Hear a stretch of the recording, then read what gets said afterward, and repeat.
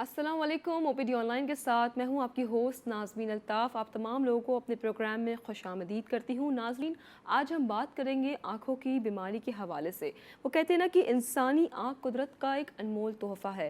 बीनाई अल्लाह ताला की बहुत बड़ी नेमत है जो अल्लाह ताला ने हमें दी है, तो उसका हमें ख्याल रखना चाहिए, उसकी हमें कदर करनी चाहिए। बहुत बाज़ औक़ात ऐसा होता है, आप दीगर बीमारियों को तो डिस्कस कर रहे होते हैं, डॉक्टर से रुजू कर रहे होते हैं, लेकिन आँख जैसे आपकी बिनाई है या जो भी आपकी आँख के मसाइल होते हैं, उसको आप कंसिडर नहीं करते हैं और डॉक्टर से रुजू भी नहीं करते हैं, और वो किस वजह से आपको प्रॉब्लम फेस करनी पड़ती है वो भी आपको उसकी वजह भी आपको नहीं मालूम होती है। तो हमने सोचा कि आज हम बात करेंगे आँखों की बीमारी के हवाले से। तो जो भी आपकी क्वेरीज़ हैं, जो भी प्रॉब्लम्स हैं आँखों के हवाले से, आप हमें कॉल कर सकते हैं। इस वक्त हम लाइव हैं 10 से 11 बजे के दरमियान। तो जनाब, सबसे पहले मैं वेलकम करना चाहूँगी, आज हमारे साथ एक स्पेशलिस्ट भी मौजूद हैं, उनका भी मैं इंट्रोडक्शन करवाऊंगी, लेकिन सबसे पहले मैं वेलकम करती हूँ डॉक्टर अताउर रहीम साहब। अस्सलाम वालेकुम डॉक्टर साहब, कैसे हैं आप? वालेकुम सलाम, अल्हम्दुलिल्लाह ठीक है। और आज हमारे साथ मौजूद हैं eye specialist professor Sameer Shahid Amin, professor of Bahria university medical and dental college, Alain eye hospital, जो शहर कायदीन पर है। तो अस्सलाम वालेकुम सर, कैसे हैं आप? अस्सलाम वालेकुम जनाब। Sir, thank you so much for your precious time जो आपने हमारे प्रोग्राम को दिया। तो सर, आज हम बात करें आंखों के हवाले से, तो सबसे पहले मैं पूछना चाहूँगी कौन सी कॉमन डिजीज़ है जो हमारे जो व्यूवर्स हैं, जो इंसान उनको फेस करनी पड़ती है? सबसे पहले तो जिस तरह आपने बताया कि आँखों की अहमियत क्या है, जी। तो इसमें साइंटिफिकली स्पीकिंग सबसे इम्पॉर्टेंट ये चीज़ है कि ऑलमोस्ट 80 to 90% जो ह्यूमन सेंसरी परसेप्शन है, यानी जिनको 5 सेंसेस कहा जाता है, उसमें से जो इनपुट मिलती है उसमें आइज़ और सबसे इम्पॉर्टेंट इनपुट देते हैं। तो आप समझिए कि आपकी ज़िंदगी के लिए सबसे बड़ी अहमियत 80-90% वो आंखें हैं जो देती हैं, जिसकी वजह से आपके बाकी सिस्टम्स भी फंक्शन करते हैं। बिल्कुल। दूसरी, ऑन अ लाइटर नोट, अगर मैं आपको कहूँ कि जितनी शायरी आँख के ऊपर हुई है शायद ही किसी अज़ा पे हुई हो। बिल्कुल। So I think that is also उसकी अहमियत को उजागर करती है। एक ब्लेसिंग है बिल्कुल। You are right. Now coming to the common problems, उसमें सबसे पहले तो हमें एक मरीज़ को समझना चाहिए कि वो मरीज़ आया क्यों।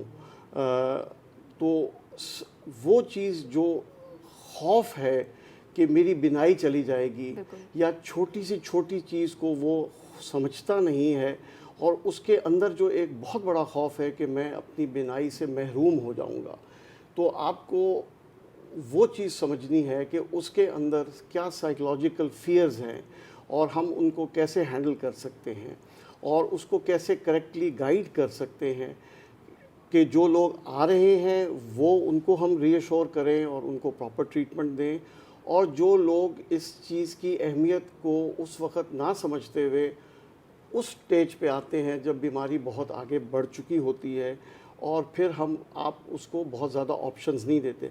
तो हमारा दोनों एस्पेक्ट्स को कवर करने का है कि जो पेशेंट खौफ से आता है उसको आपने रीअश्योर करना है, ट्रीट करना है और उसको ठीक करना है, और दूसरे लोग जो रुजू नहीं फरमा रहे लेकिन उनमें भी बहुत सारी आँख की बीमारियां हैं, और वो इसलिए रुजू नहीं फरमा रहे कि उनको कोई लगता है कि कोई अभी मैं ठीक हूँ, लेकिन उनको एहसास नहीं है कि ये बीमारी अगर वक्त पे डिटेक्ट होकर ट्रीट हो जाए तो कल को उनको बहुत बड़ी प्रॉब्लम से बचत हो सकती है।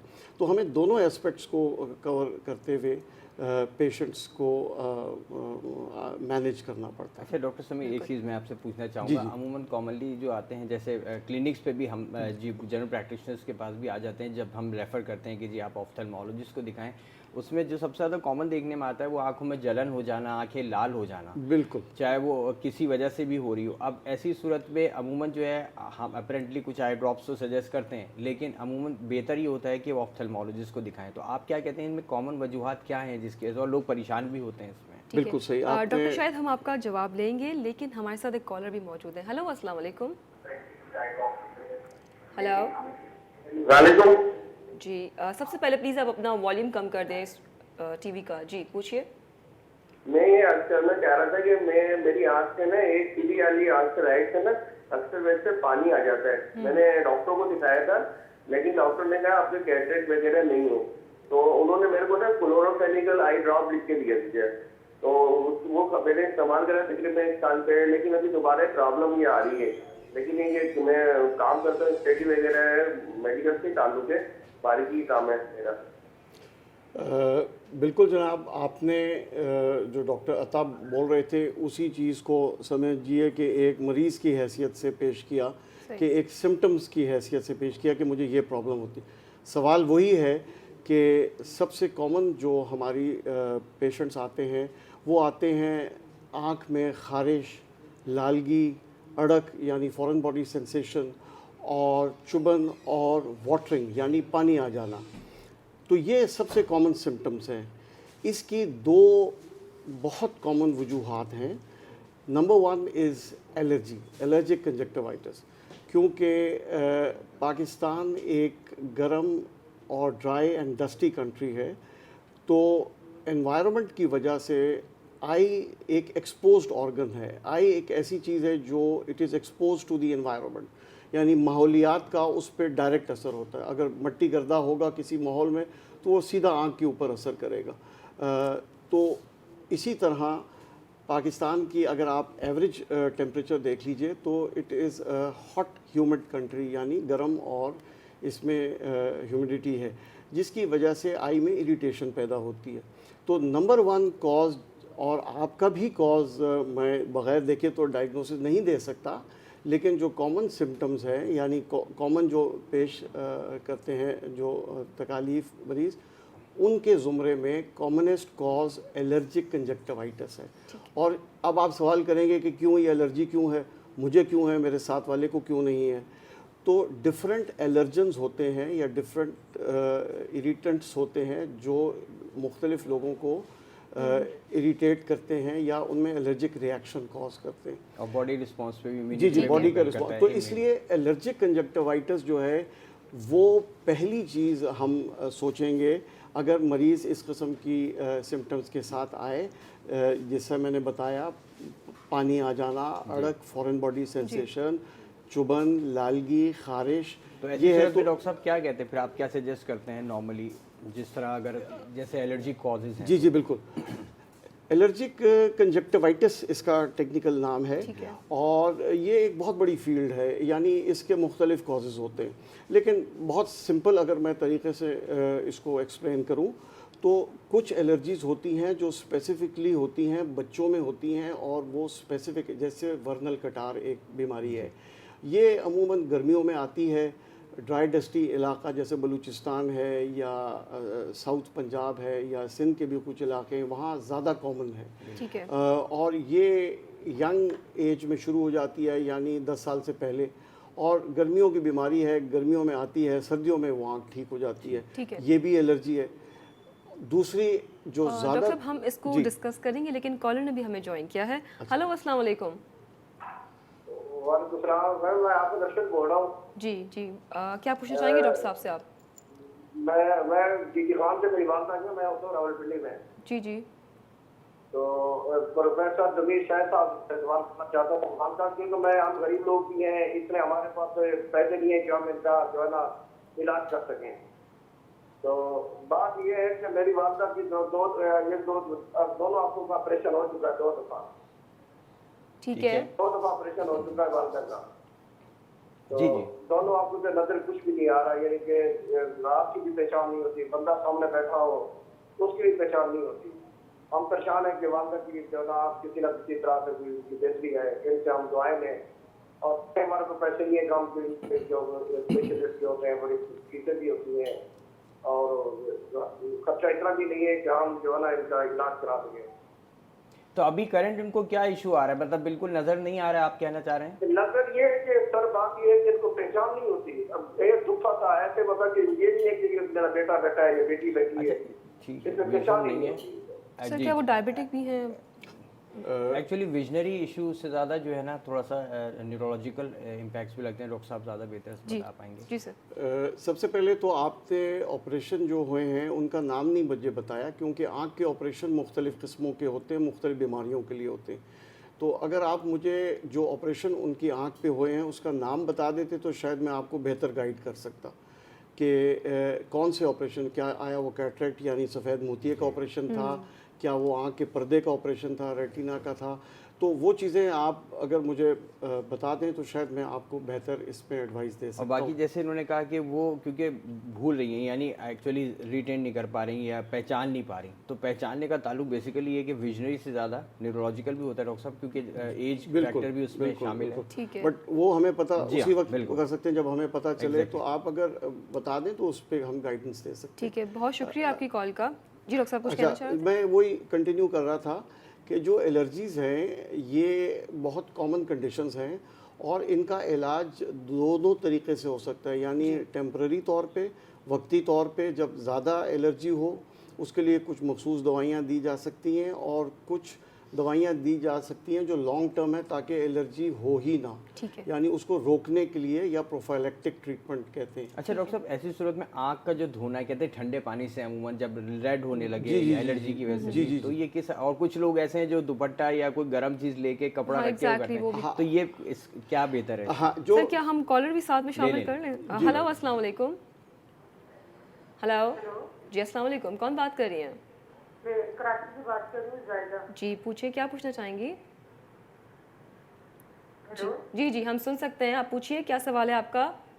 वालेकुम सलाम। मैंने डॉक्टर सुनील साहब से पूछना था। जी पूछिए। मेरा बेटा है, उसकी उम्र तकरीबन 15 साल है। ठीक है। उसकी नज़र का मसला है। तो पहले हमने डॉक्टर को चेक करवाया था, तो डॉक्टर ने बताया था कि उसकी जो नज़र है वो नेगेटिव में है, यानी कि उसकी नज़र बहुत कम है। तो नेगेटिव में है तो वो ये कभी भी ठीक नहीं हो सकती। तो आप उससे कोई इलाज है? अभी मतलब तकरीबन वो 4 पे है। वो कहते हैं 18 साल तक नज़र कम होती रहेगी या मतलब बढ़ता रहेगा नंबर, फिर इसके बाद जाके ठहर जाएगा। तो मैं उसकी वजह से बहुत परेशान हूँ। कोई इलाज हो सकता है? कोई ऐसा तरीका है या कोई ऐसा इलाज है तो आप बताइएगा कि मैं इसका ना वो इलाज करवा दूँ। ठीक है। कहते हैं नज़र पास में नहीं है, नेगेटिव में है। नेगेटिव में नज़र होने की वजह से इसकी नज़र कभी ठीक नहीं हो सकती, चाहे कुछ भी कर लें। आप प्लीज़ तो कोई इलाज बताइए। जी डॉक्टर साहब। आप कह रही हैं कि आपने अपने 10 साल के बच्चे को दिखाया था और उसकी नज़र बहुत कमज़ोर है और उन्होंने क्या कहा है कि इसका इलाज नहीं हो सकता, या सर उनका बेटा 15 इयर्स का है और उन्होंने कहा है कि 18 साल तक जो है वो नेगेटिव जाती रहेगी जो नज़र है, यानी कम कम होती रहेगी जाएगी। मुसलसल। अच्छा, ये थोड़ा सा मैं समझा दूं, परेशान होने की बात नहीं है।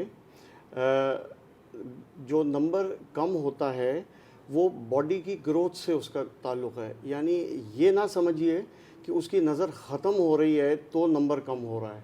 तो पहले तो अपने अंदर से ये खौफ निकाल दीजिए। जिस तरह मैंने शुरू में कहा था कि कुछ आँखों की बीमारियों के खौफ होते हैं जो बीमारियों से ज़्यादा ख़तरनाक होते हैं, तो आप उसके बारे में परेशान ना होइए।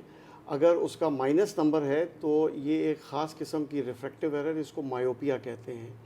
और ये जब तक जिस्म बढ़ता है, होता ये है कि आँख का भी साइज़ होता है और उसकी एक सर्टेन शेप होती है। जो जिस तरह हमारा बाकी जिस्म बढ़ता है, हमारे कद बढ़ता है, हमारी बॉडी के अंदर चेंजेस आते हैं, इसी तरह आँख में चेंजेस आते हैं। तो आँख का साइज़ भी हल्का सा चेंज होता है जिसकी वजह से नंबर गिर जाता है। तो इसका ये नहीं मतलब कि उसकी नज़र ख़त्म हो रही है, इसका सिर्फ मतलब ये है कि नॉर्मल ग्रोथ की वजह से उसके नंबर चेंज हो रहा है। और जब वो नॉर्मल ग्रोथ रुक जाएगी, इसीलिए आपको किसी ने कहा था कि 15 से 18 साल की उम्र में आके वो नंबर जो है बढ़ना रुक जाएगा, क्योंकि उस वक़्त बॉडी की ग्रोथ जो है वो रुक जाती है। तो जब बॉडी की ग्रोथ रुक जाती है तो आँख की ग्रोथ भी रुक जाती है, तो वो नंबर वहाँ आके ठहर जाता है। और नंबर का बढ़ने से आप परेशान ना होइए, इसका ये नहीं मतलब कि उसकी नज़र जा रही है, इसका सिर्फ मतलब ये है कि बॉडी की चेंजेस की वजह से उसका नंबर चेंज हो रहा है और एक स्टेज पे आके रुक जाएगा। और उस वक़्त उसको बहुत सारे ऑप्शंस हैं कि जैसे अभी ऐनक लगी हुई है तो बाद में ऐनक से भी छुटकारा हासिल किया जा सकता है, मुख्तलिफ तरीके, वो मैं आपको फिर रिफ्रैक्टिव सर्जरी और उसका बताऊंगा। तो सबसे पहले तो अपने अंदर से खौफ दूर कर दीजिए कि ये बच्चे की नज़र चली जाएगी, ऐसी कोई बात नहीं है। अगर नॉर्मल मायोपिया है और माइनस नंबर बढ़ रहा है तो एक स्टेज पे आके रुक जाएगा और उसकी नज़र बिल्कुल ठीक ही रहेगी इंशाल्लाह। एक कॉलर हमारे साथ है। हेलो अस्सलाम वालेकुम। वालेकुम सलाम जी कौन मैं बात लाहौर से बोल रही हूँ। ये तो मैंने भी अपनी आंख के बारे में पूछना था। जी हेलो जी जी, जी। मेरी 50+ एज है, तो मेरी ये 1 जुलाई से मेरी आंख के आगे ऐसे जाला सा छांव से आ गया एकदम एक आंख में ना, और ऐसे जैसे कोई मक्खी सी नहीं ऐसे उड़ रही होती इस तरह। और मैंने डॉक्टर साहब को दिखाया तो उन्होंने मुझे निवेनिक और एंजाइम जो है ना 2 वो ड्रॉप लिख के दिए, कोई फर्क नहीं उनसे अभी पड़ा ना। तो पता नहीं मुझे बड़ी टेंशन हो रही है, क्या वजह है, क्यों हो गया इस तरह। ठीक तो है, प्लीज मुझे ये डॉक्टर साहब बता दें। हाँ जी अभी बताते हैं आपको। जी डॉक्टर साहब। ये कह रही हैं कि इनकी एक आंख के सामने जाला आ गया जी है, जाला आ गया है। और जिन डॉक्टर को दिखाया था उन्होंने कोई आपको डायग्नोसिस दिया है ताकि मैं उसके बारे में आपको समझा सकूं, या आप हमारे साथ कॉल पर हैं। हेलो। जी अस्सलाम वालेकुम। नहीं, आई थिंक वो हमारी कॉल ड्रॉप ऊपर- हो गई है। तो अक्सर वो कह रही थी उनको एक आंख में जाला सा आ गया है और ऐसा लगता है कोई मक्खी सी हो रही है, तो उस पर जी जाला आना एक आंख के ऊपर और मक्खी उड़ना, उसके बहुत सारे कॉजेज़ होते हैं। अच्छा। एक कंडीशन होती है एंटीरियर यूवियाइटिस कहते हैं, यानी आंख के अंदर सोजिश आ जाती ठीक है। है। उसमें उसको जाला और मक्खी एक आंख में, और उसमें हल्की सी बिनाई भी कमज़ोर हो जाती है, ठीक है। मगर उसको इलाज किया जा सकता है, उसको दवाइयों से ट्रीट किया जा सकता है। तो अगर इनको वो है तो वो, अगर इनको ट्रीटमेंट मिली है तो मुझे उम्मीद है कि ये ठीक हो जाएगा। इंशाल्लाह। एक और कॉलर हमारे साथ है। हेलो अस्सलाम वालेकुम। हेलो अस्सलाम वालेकुम। जी वालेकुम अस्सलाम। कौन बात कर रहे हैं? जी मैं आबिद बात कर रहा हूँ। मैंने अपने बड़े भाई की आंखों के बारे में पूछना था। जी। उनको बिल्कुल दिखाई नहीं देता, ठीक है। तो मैं इस बारे में पूछना चाह रहा था, कुछ उसका हल है? कितनी उम्र है उनकी? तकरीबन उनकी उम्र है 35 के ऊपर है। अच्छा, कब से ये प्रॉब्लम फेस कर रहे हैं आपके भाई ना दिखने की? मैम इनको तकरीबन 1 साल हो गया है। अच्छा ठीक है। और कुछ ब्लड पूछना प्रेशर चाहिए? और शुगर का भी पूछ ही ले मेरे ख्याल से। ब्लड प्रेशर का है कि आपको प्रॉब्लम, या शुगर पेशेंट है वो? हेलो जी मैम। जी क्या उनको कोई ब्लड प्रेशर की शिकायत या डायबिटिक है वो? शुगर के पेशेंट है। ठीक है। डॉक्टर साहब आप कुछ पूछना तो चाहेंगे? जी, मेरे ख्याल से ये डॉक्टर साहब बेहतर है, क्योंकि एक थोड़ा सा ही पता चल जाता है कॉज या रीजन के लिए। जी डॉक्टर। जी जी आपने जो बात बताई कि उनको शुगर है, ये कितने सालों से शुगर है? ऑलराइट। शुगर की जो बीमारी है वो आँखों पे उसका बहुत गहरा असर है, और इस मौजू पे मैं आपको डिटेल में भी बताऊंगा, लेकिन मैं इस चीज़ को बहुत इम्पोर्टेंटली एम्फेसाइज करना चाहता हूँ इस स्टेज पे। डॉक्टर साहब हम इनका जवाब का जो सवाल का जवाब है एक ब्रेक के बाद देंगे, बिकॉज हमसे कहा जा रहा है कि ब्रेक लेनी है। तो आप कहीं मत जाइएगा, देखते रहिए ओपीडी ऑनलाइन। बहुत ही इंपॉर्टेंट टॉपिक आज डिस्कस हो रहा है, यकीनन आप लोग भी उससे दो चार होंगे, तो आप हमें कॉल कर सकते हैं, लेकिन हम आपसे मुलाकात करेंगे एक ब्रेक के बाद।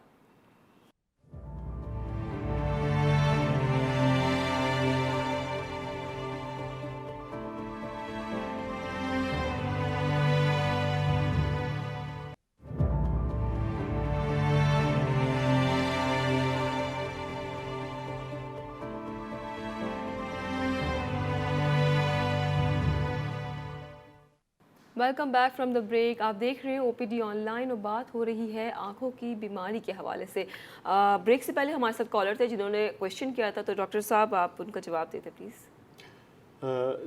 जी हाँ, उन्होंने बताया था कि उनकी जो भाई की आंखें हैं वो उनकी नज़र अफेक्ट हुई है और उनको शुगर भी है।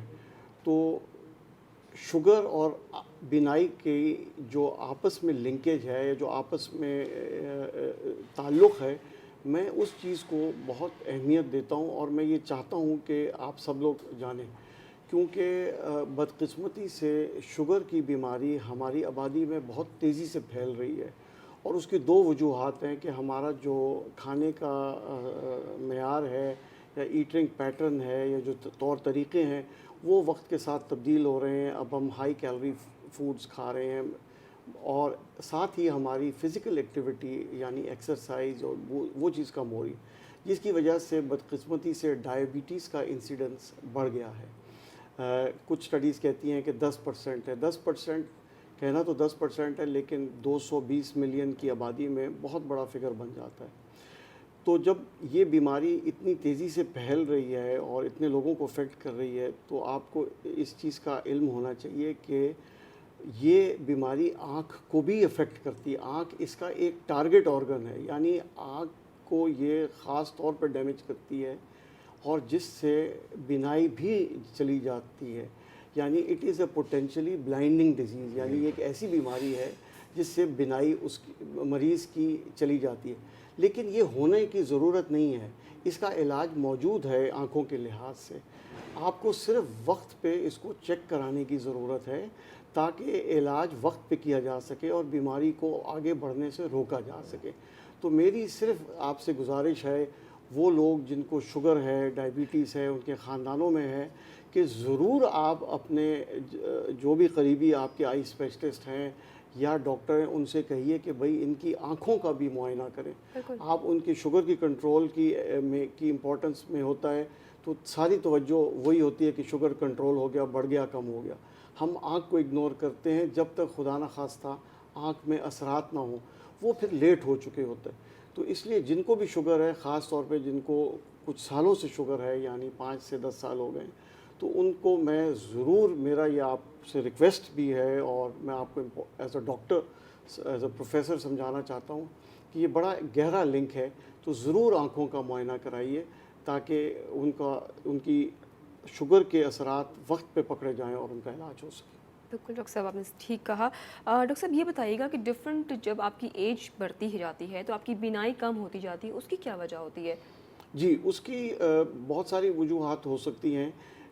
सबसे जो कॉमनेस्ट वजह है जो आम लोगों में होता है वो है रिफ्रैक्टिव एरर, यानी उनकी जो आँख की शेप है, जिस तरह मैंने पहले भी बताया था, उसकी वजह से उनको चीज़ साफ नज़र नहीं आती। ठीक है। और उसमें यंग लोगों में ज़्यादा कॉमन कंडीशन है, उस कंडीशन को कहते हैं मायोपिया, यानी उनको नज़दीक की चीज़ साफ नज़र आती है लेकिन दूर की चीज़ उनको क्लियरली नज़र नहीं आती। और वो जिस तरह एज बढ़ती जाती है, जिस तरह आँख का मैंने बताया कि साइज़ और शेप भी चेंज होता है, तो नंबर बढ़ता है। यानी उनको जो पहले चीज़ साफ नज़र आ रही थी, जैसे एक बच्चा है वो ब्लैक बोर्ड देख सकता था, तो अब वो देखता है कि मैं उसी जगह बैठा हुआ हूँ लेकिन मुझे ब्लैक बोर्ड अब उतना साफ नज़र नहीं आ रहा।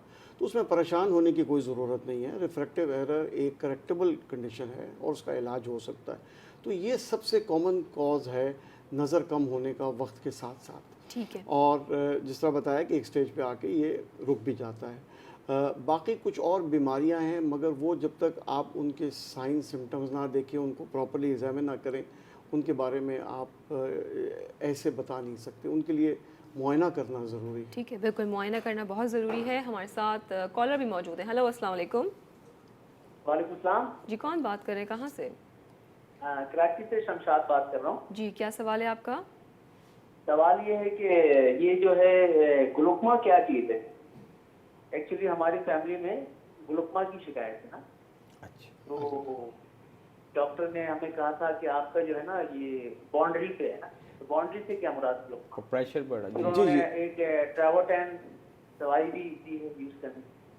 जी, बहुत अच्छा सवाल आपने किया कि ग्लूकोमा क्या चीज़ है। सबसे पहले तो ये सवाल, बेसिकली ये जो आँख की देखने की नर्व होती है या जिससे हमें बिनाई मिलती है, वो एक नर्व है, उसको ऑप्टिक नर्व कहते हैं। ये वो बीमारी है जो ऑप्टिक नर्व को डैमेज करती है और इसके जो डैमेज में सबसे अहम वजह है वो ये है कि जिस तरह हमारे जिस्म में खून की जो शरियानें होती हैं उनका एक प्रेशर होता है जिसको ब्लड प्रेशर कहते हैं, इसी तरह आँख के अंदर प्रेशर होता है जो आँख की शेप को, उसकी न्यूट्रिशन को, यानी उसको सपोर्ट करता है। उसको इंट्रा ऑक्यूलर प्रेशर कहते हैं, यानी आँख का प्रेशर, आँख का अपना प्रेशर, और वो नॉर्मली 10 से 20 मिलीमीटर मरकरी होता है। अगर वो प्रेशर बढ़ना शुरू हो जाए, उसकी बहुत सारी वजूहात होती हैं। सबसे कॉमन ये होती है कि एज के साथ या फैमिली हिस्ट्री जिनकी फैमिली हिस्ट्री हो, वो 5 गुने ज़्यादा रिस्क होता है बनस्बत नॉर्मल पॉपुलेशन के। तो जब वो आँख का प्रेशर बढ़ता है तो वो प्रेशर उस नर्व को दबाता है जिससे हमें बिनाई मिलती है। और पेनफुल भी काफ़ी होता है डॉक्टर। जी, जो पेनफुल वाला पार्ट है उसको एंगल क्लोजर ग्लूकोमा कहते हैं। वो इसलिए होता है कि आँख की शेप इस तरह की होती है कि जब वो प्रेशर बढ़े तो वो उसमें ग्लूकोमा भी करता है और दर्द भी करता है। लेकिन कॉमन कॉज है वो प्राइमरी ओपन एंगल ग्लूकोमा है, और उसकी बेसिकली ग्लूकोमा है, इसको काला मोतिया भी कहते हैं। अब आप कहेंगे कि इसको काला मोतिया क्यों कहते हैं?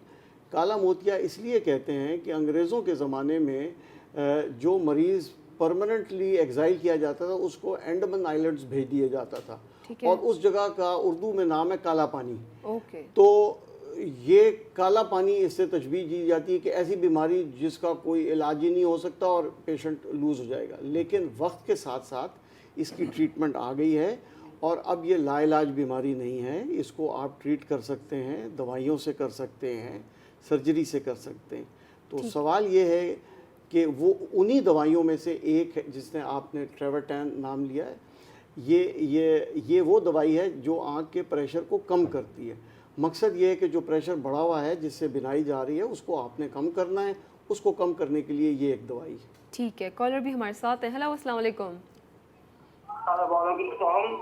जी, क्या कौन बात कर रहे हैं, कहाँ से? जी हाँ, आपको सुन सकते हैं। मैं जी मोहम्मद यूनुस, मैं लाहौर से बात कर रहा हूँ जी। मैंने अपने पोते के मुताबिक बात करनी कि वो उनकी नजर रात को नजर नहीं आता, दिने नजर बहुत सुंदर, रात को भी नजर आता, दिन को सही आता है। दिन को सही आता है, रात में सही? अच्छा, नाइट ब्लाइंडनेस। हाँ जी, हाँ जी, मैंने ये बात डॉक्टर साहब से करनी है। ठीक है जी डॉक्टर साहब। जी, इसका जो सबसे कॉमनेस्ट कॉज है जिसमें रात में नज़र नहीं आता और दिन में आता है, इसको नाइट ब्लाइंडनेस कहते हैं, और टेक्निकल इसका नाम है रेटिनाइटिस पिगमेंटोसा। इसमें बेसिकली वो नर्व के सेल्स जो रात में हमें देखने में मदद देते हैं वो आहिस्ता आहिस्ता ख़त्म होना शुरू हो जाते हैं। तो इसलिए ये ग्रेजुअली आपकी नज़र रात की पहले आपको थोड़ा नज़र आता है, वक्त के साथ साथ और कम हो जाता है, फिर और कम हो जाता है, और इसको उर्दू में अंधारता कहते हैं। और ये एक कंजेनिटल कॉज है, यानी ये पैदाइशी नुक्स है, ये किसी बीमारी की वजह से नहीं है, किसी दवाइयों की वजह से नहीं है, किसी चोट की वजह से नहीं है, और ये नॉर्मली ये जेनेटिकली होती है, यानी पैदाइशी तौर पे इसके अंदर होता है।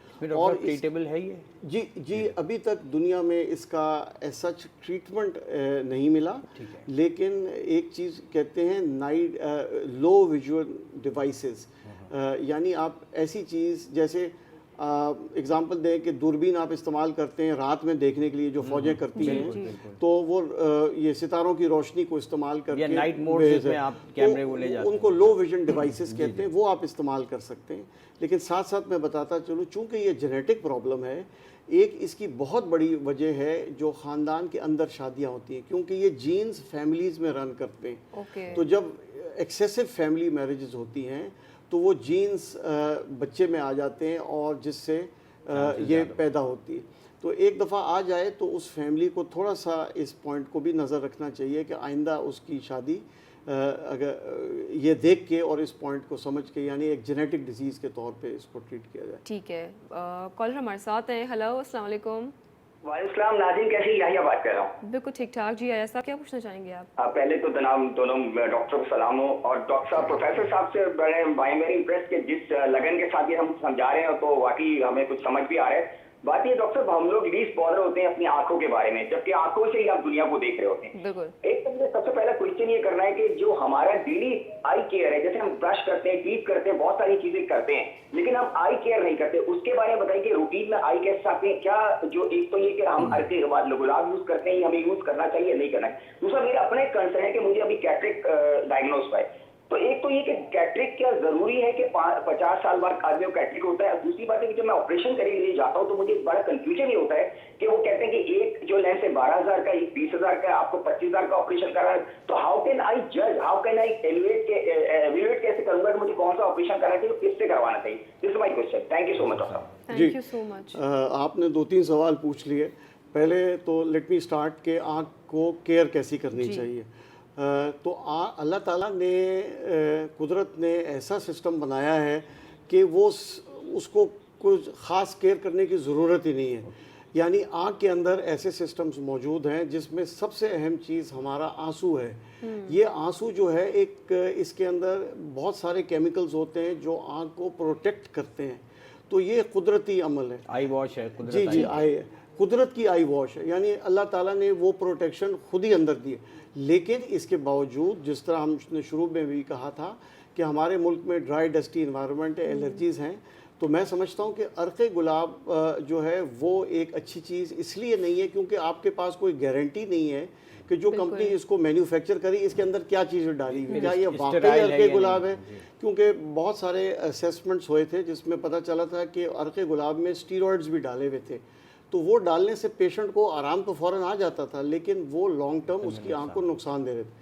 तो इससे बेहतर है कि आँख के लिए स्पेशल ड्रॉप्स होते हैं, उनको लुब्रिकेंट्स कहते हैं। बहुत सारे हैं, कंपनीज़ हैं, मुख्तलिफ़ कंपनीज़ बनाती हैं, तो वो लुब्रिकेंट्स अगर आप इस्तेमाल कर लें तो वो आँखों को वॉश भी होगा और आँख को डैमेज होने का भी क्योंकि खतरा डॉक्टर साहब नहीं है। इसमें बिल्कुल आपने सही कहा, स्टेराइल एक्चुअली फ्लूइड होता है ना, वो जी, बहुत जी, जी, इंपॉर्टेंट है। वो स्टेराइल भी होता है और वो फॉर्मुलेट किया गया, यानी उसका पीएच या उसका केमिकल ऐसा है कि वो आँख के लिए बनाया गया कि जब आप आँख में डालेंगे तो आँख को सुकून देगा, डैमेज नहीं करेगा। ठीक है तो डॉक्टर साहब, हम याया साहब के क्वेश्चन जो उनके मजीद जवाब देंगे, लेकिन मुझे कहा जा रहा है कि आपको ब्रेक की तरफ जाना है, तो जनाब कहीं मत जाइएगा, देखते रहिए ओपीडी ऑनलाइन। बहुत ही अहम टॉपिक डिस्कस हो रहा है। मिलते हैं आपसे शॉर्ट कमर्शियल ब्रेक के बाद।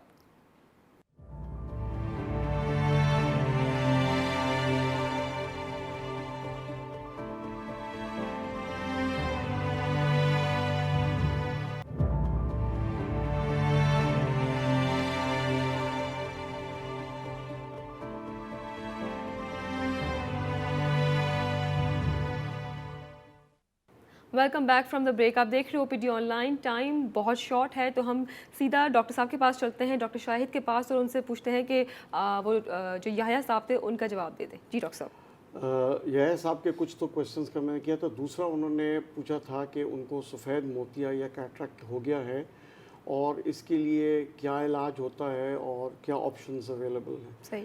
तो ये डिटेल में हम इंशाल्लाह अगले किसी प्रोग्राम में इसको करेंगे। बस मुख्तसरन मैं ये बताता हूँ कि इसका हल होता है सर्जरी। और सर्जरी ये है कि बेसिकली सफ़ेद मोतिया क्या होता है, वो आँख के अंदर, हम सब के अंदर आँखों में एक लेंस होता है जो हमें देखने में हेल्प करता है। वक्त के साथ साथ जिस तरह हमारे बाल सफ़ेद होते हैं, इसी तरह वो लेंस साफ़ शफाफ यानी साफ़ शीशे की बजाय गदला शीशा बन जाता है, यानी किसी ने शीशे पे मट्टी मल दी हो, तो उसको कैटरेक्ट कहते हैं। तो जब वो हम शीशा निकालते हैं यानी लेंस आँख से निकालते हैं, तो जाहिर है उसको किसी चीज़ से रिप्लेस करेंगे ही तो आँख देख सकेगी। तो जिस चीज़ से रिप्लेस करते हैं उसको इंट्राओक्यूलर लेंस इम्प्लांट कहते हैं, और वो आँख का हिस्सा बन जाता है और वो सारी ज़िंदगी आँख में रहता है, कोई नुकसान नहीं देता। अब मुख्तलिफ़ किस्म के इंट्राओक्यूलर लेंस इम्प्लांट्स होते हैं जो आपको देखने में मदद करते हैं। कुछ होते हैं जो आपको नेचुरल विजन देते हैं, जो लेकिन नज़दीक के लिए आपको ऐनक की ज़रूरत होती है। ठीक है। उनको और कुछ ऐसे इम्प्लांट्स होते हैं जो आपको नज़दीक भी देखने में हेल्प करते हैं। उनको मल्टीफोकल या ट्राईफोकल इंट्राओक्यूलर लेंस इम्प्लांट्स कहलाते हैं।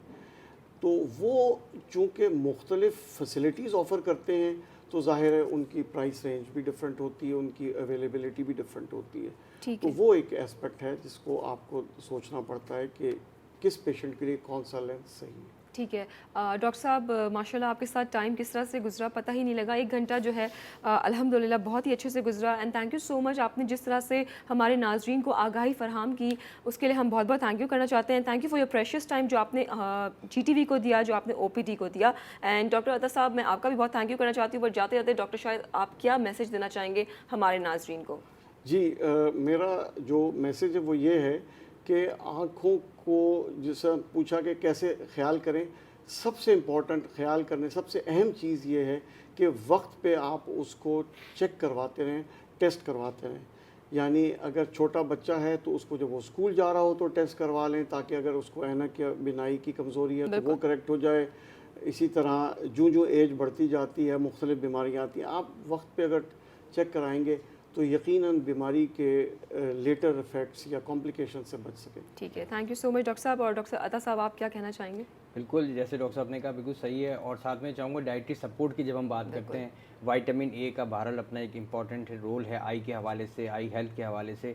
अपनी डाइट अच्छी रखें और बाकी जैसे डॉक्टर साहब ने एहतियात बताई उसका ख्याल रखें, तो इंशाल्लाह आपकी विजनरी प्रॉब्लम्स कम से कम होंगी या ना हो। बिल्कुल, बिल्कुल आपने ठीक कहा और इंशाल्लाह आपसे होगी मुलाकात मंडे के दिन, क्योंकि कल जो है वो जश्न आज़ादी है। बहुत अच्छे से जश्न आज़ादी आप मनाइए और सबसे इम्पॉर्टेंट बात ये है कि आँखें अल्लाह ताला का बहुत अनमोल तोहफ़ा है, उसकी कदर कीजिए, उसकी हिफाजत कीजिए।